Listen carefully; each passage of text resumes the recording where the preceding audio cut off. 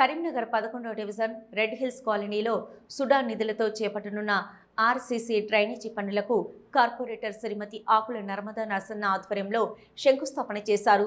Colony ప్రజలు ఎదుర్కొంటున్న drainage మరియు మురుగునీటి సమస్యలకు పరిష్కారం కల్పించే లక్ష్యంతో ఈ పనులను చేపడుతున్నారు. తమ సమస్యలను పరిష్కరించేందుకు ముందుకు వచ్చిన కార్పొరేటర్ ఆకుల నర్మదా నరసన్నకు కాలనీ ప్రజలు కృతజ్ఞతలు తెలిపారు. 11వ డివిజన్ అభివృద్ధికి అవసరమైన మౌలిక వసతుల కల్పనకు నిరంతరం కృషి చేస్తామని కార్పొరేటర్ నర్మదా నరసన్న తెలిపారు.